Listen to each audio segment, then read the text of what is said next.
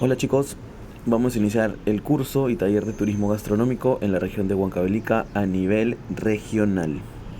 El módulo 1 es BPM, buenas prácticas de manipulación, son definiciones y conceptos básicos, pero que son muy importantes para el desarrollo y la constancia de los restaurantes hoy en día. Así que arrancamos. En la higiene alimentaria es importante asegurar la inocuidad de los alimentos, es decir, desde los cultivos o la cosecha hasta la ingesta del comensal. Esto dependerá si el producto es procesado, semiprocesado o simplemente pasa por varios eslabones. Es importante que cada uno de estos eslabones tenga higiene alimentaria para que pueda llegar de la forma más idónea al comensal. La limpieza también es súper importante, ya que si parece bien un punto simple, es un punto donde muchos restaurantes fallan y tienen que afinar esto. Tener los alimentos sin polvo, sin tierra, sin grasa. Así que hay que dar una chequeada a eso también.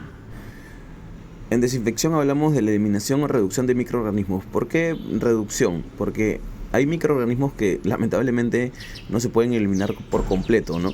Pero sí se pueden reducir a un punto donde no le hagan daño al ser humano. Y creo que acá está la clave de esta definición. Contaminación alimentaria.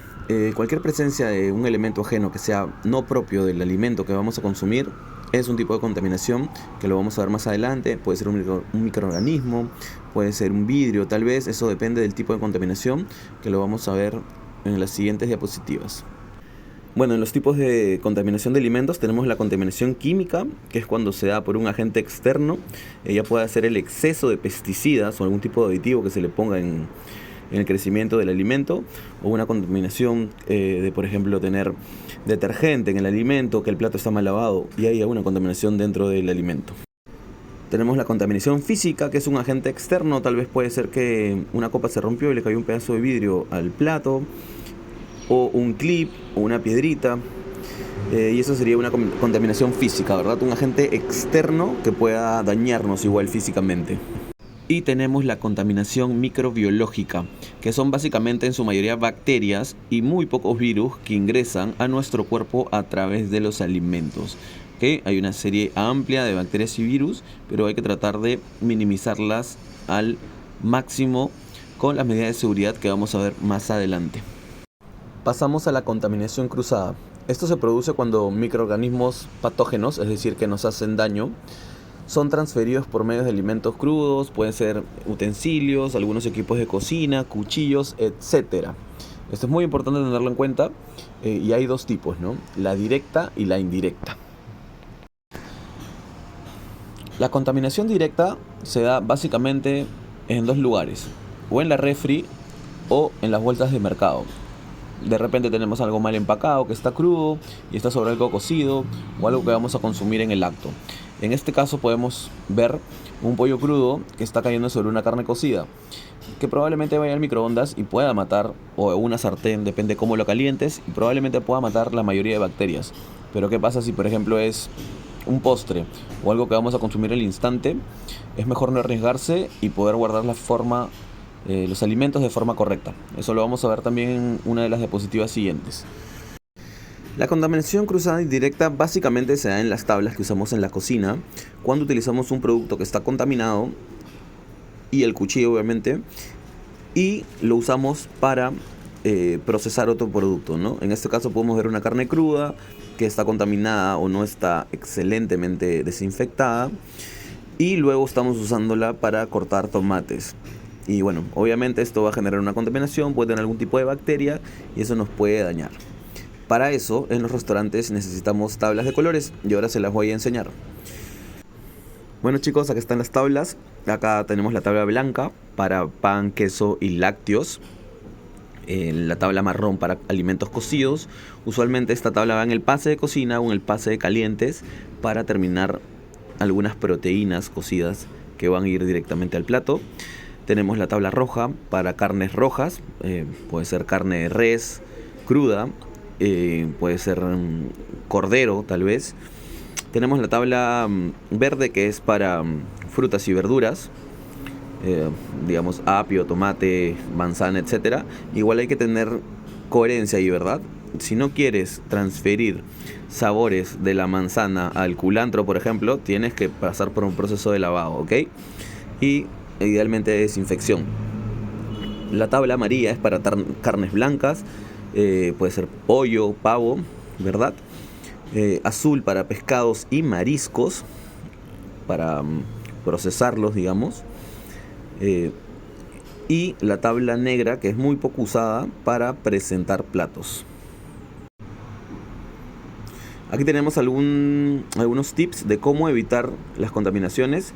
Si es que, por ejemplo, vamos a utilizar un alimento crudo con un alimento cocido, digamos, en la misma preparación, poder asearnos las manos, digamos, si es que pasamos de un alimento a otro, para no generar la contaminación, ¿verdad? Controlar el tiempo que los alimentos permanecen en el medio ambiente. Hay una bacteria muy conocida que se llama Bacillus cereus, que genera malestar en el ser humano, y se da sobre todo cuando dejas los alimentos al medio ambiente. ¿Ok? Siempre tener los utensilios y las superficies que vamos a utilizar limpios y desinfectados. Lo que les decía de las tablas, tener una para cada corte. Y el tema de refrigerar los alimentos preparados y tratar de, en la medida de lo posible, ponerlos en papel film. Sí, es muchísimo más ideal hacerlo fechado, ¿no? Bueno, aquí les doy una gráfica de la correcta forma de guardar los alimentos en una refri. No se olviden que si quieren pueden voltear su cel, si es que no lo están viendo en su laptop o en su desktop. Y bueno, ahí tenemos que, por ejemplo, las frutas y verduras van abajo, en la parte inferior de la refri. Bueno, salvo que tengas un inverter con la congeladora hacia abajo. Pero básicamente esos son los tips para guardar las cosas. Y de preferencia, como les digo, todo en papel film. Y no es una exageración fecharla, porque uno no sabe cuándo y quién puede agarrar los alimentos, así sea en una casa, ¿no? En un restaurante es sí o sí tiene que ir todo fechado y rotulado. Aquí tenemos cómo debería estar informado un chef. Es una forma, ¿no? No es una regla, pero es una forma bastante correcta de que el chef pueda estar uniformado, con la cabeza cubierta, tener un camisaco para su propia protección, ¿ok? Camisacos es filipina lo que leen ahí. Sus secadores, un mandil para proteger también, no solamente protegerse de estar sucio el pantalón, sino también del calor. Y bueno, los zapatos sí son decisión de cada cocinero, ¿no? Hoy hay zapatos de todos los colores, pero bueno, es una buena forma de verlo. Igual el cocinero tiene que estar en un buen estado de salud, tiene que no solo parecer aseado, sino tiene que estarlo, ¿ok? El cabello siempre tiene que estar limpio y protegido con una cofia. Una cofia o una toca se le conoce. Las manos limpias y sin heridas. Yo particularmente prefiero trabajar con las manos súper limpias en vez de usar guantes, porque eso puede hacer que te descuides en la contaminación cruzada. No usar sortijas, aretes, relojes, etcétera. Sobre todo los que se te puedan caer, ¿verdad? Digamos, si tienes un piercing, por ejemplo, que está súper bien fijado, no hay problema, pero se recomienda que no. Y bueno, usar las uñas obviamente sin esmalte y cortas para poder evitar algún tipo de contaminación también. Y el afeitado o con barbijo. Ahora, ¿qué no se debe hacer, no? No solamente en la cocina, sino generalmente en los restaurantes no se debe trabajar con efectos del alcohol o drogas. Hay que tener mucho cuidado, como les digo, con el secarse las manos, secarse la cara con las manos, el sudor, etcétera, ¿no? Ahí les dejo varias cosas que son importantes que resguarden.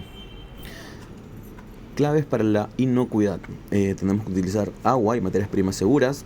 En el ejemplo del agua, por ejemplo, todos por el COVID, creo que igual estamos atentos a eso. Necesitamos 5 gotas de cloro, de lejía, diluidas en 1 litro de agua para poder desinfectar las frutas y verduras.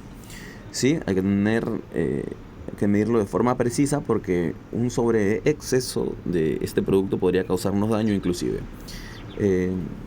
Se recomienda también usar 2 gotas por litro para poder ingerir el agua. Ok, también tenemos cocinar completamente los alimentos. Acá tenemos una tabla, digamos, con las temperaturas de cocción. Esto se puede hacer a través de un termómetro, que en verdad es súper económico. Pero en caso no lo tengas, asegúrate de que los alimentos de esa tabla estén bien cocidos, ¿no? Por ejemplo, la cocción de aves a más de 74 grados. Recuerden que el punto de ebullición es 100 grados, es decir, cuando burbujea el agua. Y puede ser una referencia, digamos, de temperatura si es que no tienes un termómetro para poder utilizar esta tabla. Bueno, acá también tenemos separar los alimentos crudos de los cocidos. En este caso son 2 alimentos crudos, pero digamos que un alimento lo podemos consumir crudo, ¿verdad? Este alimento tal vez, en este ejemplo, ya ha sido desinfectado y estamos utilizando un pollo crudo que no ha pasado por un proceso de cocción y es muy probable que tenga bacterias, ¿ok? Hay bacterias igual en todo el ambiente, pero es mucho más probable que tenga bacterias en el alimento y esto puede hacernos daño porque puede tener alguna bacteria patógena. Bueno, acá tenemos otra que es el lavado de manos. Acá dice de preferencia con agua caliente y jabón. Recuerda que arriba de los 70 grados muere la gran mayoría de las bacterias. 70 grados es una temperatura que las manos pueden aguantar. Si bien es bastante caliente, es la forma ideal de lavarse las manos. Y ahí te dejo un cuadro para que sepas cuándo tienes que lavarte las manos de la forma más correcta posible, ¿no? Antes de comer, de tocar alimentos y de cocinar, ¿no? Después de ir al baño, manipular alimentos, jugar en el parque o jugar con tu mascota, o tal vez has estornudado y estás inclusive en la cocina, es bueno ahí poder asearte. Y por último y la más importante, la trazabilidad, ¿no? Que es la capacidad de poder rastrear todos los aspectos de producción y distribución de los productos que ofrecemos en el restaurante, ¿ok? Esto es súper importante, podríamos hacer un tema súper extenso sobre esto, les recomiendo que lo lean, es importante. Es identificación de puntos críticos, ¿no? Donde se basa la certificación HACCP, que digamos es la que todos deberíamos aspirar, todos los restaurantes.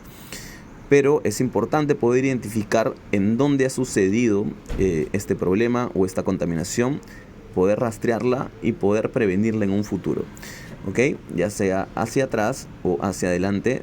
Y por eso también es importante siempre tener las cosas fechadas para saber de quién llegó y si es que tiene un tiempo de vida correcto y no ha llegado de la forma más idónea al restaurante. Ok, bueno, chicos, espero que les haya servido esta clase. Cualquier cosa o duda me pueden escribir directamente a mi WhatsApp, no tengo ningún problema. Y les voy a mandar igual un apoyo PDF para que lo tengan en su cel, con una pequeña casuística. Muchas gracias.